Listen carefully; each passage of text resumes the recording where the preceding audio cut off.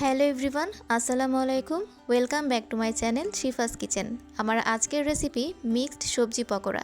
শীতের বিকালে চায়ের সাথে গরম গরম এরকম সবজি পকোড়া বানিয়ে ফেলুন এবং পরিবারের সাথে শেয়ার করুন। তাহলে চলুন চলে যাওয়া যাক মূল প্রস্তুত প্রণালীতে। প্রথমেই এখানে আমি কেটে নিয়েছি লম্বা এবং পাতলা করে কেটে নেওয়া আলু, নিয়েছি পেঁয়াজকলি, তারপর নিয়েছি বাঁধাকপি, তারপরে নিয়েছি পালং শাক, তারপর নিয়েছি গাজর। সব সবজি আমি একই রকমভাবে পাতলা এবং লম্বা করে কেটে নিয়েছি। তারপর একটি বোলে আমি নিয়ে নিব বাঁধাকপি, তারপর নিব পালং শাক, তারপর এর মধ্যে দিয়ে দিব স্বাদমতো লবণ। লবণটা দিয়ে আমি এগুলো ভালো করে মেখে নিব, এতে করে সবজিগুলো থেকে পানি ছেড়ে দিবে। এরপর এর মধ্যে আমি অ্যাড করে দিব পেঁয়াজকলি, হালকা মেখে নিব। তারপর এর মধ্যে দিয়ে দিব কেটে রাখা আলু, তারপর দিয়ে দিব কেটে রাখা গাজর। গাজরটা দিয়ে আমি একটু ভালো করে মিশিয়ে নিব। এখন আমি সব মশলা অ্যাড করব। প্রথমেই দিব হলুদ গুঁড়া 1 চা চামচ, তারপরে দিব জিরা গুঁড়া 1 চা চামচ, এরপর এর মধ্যে দিয়ে দিব লাল মরিচ গুঁড়া 1 চা চামচ। ঝালটা আপনাদের পছন্দ মতো দিয়ে দিবেন, যারা যেরকম ঝাল খেতে পছন্দ করেন।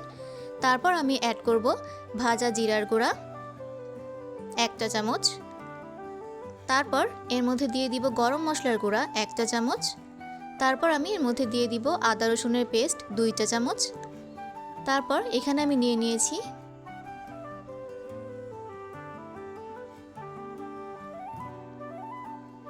মাঝারি সাইজের পেঁয়াজ কুচি 4টি, তারপর নিয়েছি ধনেপাতা কুচি, এখানে নিয়েছি কাঁচামরিচ কুচি 1 টেবিল চামচ।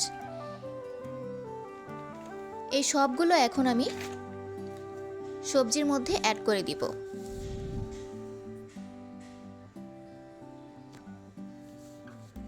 তারপর সবগুলো উপকরণ আমি সবজির সাথে ভালো করে মেখে নিব। সবজি থেকে কিন্তু অনেকটাই পানি ছেড়ে দিয়েছি, এখানে আলাদা করে কিন্তু পানি অ্যাড করার কোনো প্রয়োজন নেই।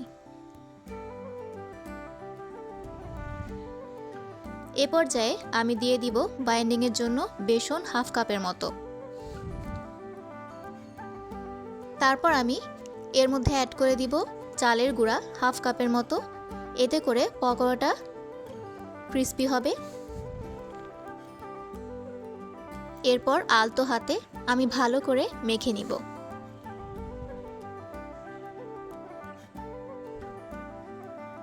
তারপর এর মধ্যে আমি অ্যাড করব মুসুরির ডাল 2 টেবিল চামচ। আমি এটা 1 ঘন্টার জন্য ভিজিয়ে রেখেছিলাম। ডালটা দিলে খেতে আরও বেশি ভালো লাগবে। তারপর এর মধ্যে আমি দিয়ে দিব ডিম 1টি। ডিমটা দিয়ে আমি ভালো করে সব কিছু মেখে নিব। আমি আবারও বলছি, এখানে আমি কিন্তু কোনো এক্সট্রা পানি অ্যাড করব না। তারপর আমি এরকম সাইজ করে সবগুলো পকোড়া বানিয়ে নিব। এরপর পকোড়াগুলো এক এক করে ডুবো তেলে ছেড়ে দিব। এগুলো আমি হালকা লাল করে ভেজে নিব।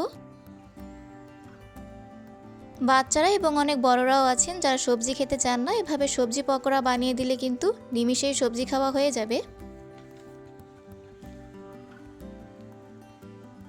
একটি কথা না বললেই নয়, আপনারা কিন্তু আমাকে একটা লাইক দিয়ে অনেক দূর পৌঁছে দিতে পারেন, তাই অবশ্যই কিন্তু আমার ভিডিওটা ভালো লাগলে লাইক করে দিবেন। ঠিক এমন একটা কালার চলে আসলে আমি পকোড়াগুলো উঠিয়ে নিব। ব্যাস, রেডি হয়ে গেল আমার মজাদার স্বাদের সবজি পকোড়া। আপনারা কিন্তু বাসায় একবার হলেও এটা ট্রাই করে দেখবেন, খেতে কিন্তু ভীষণ মজা হয়।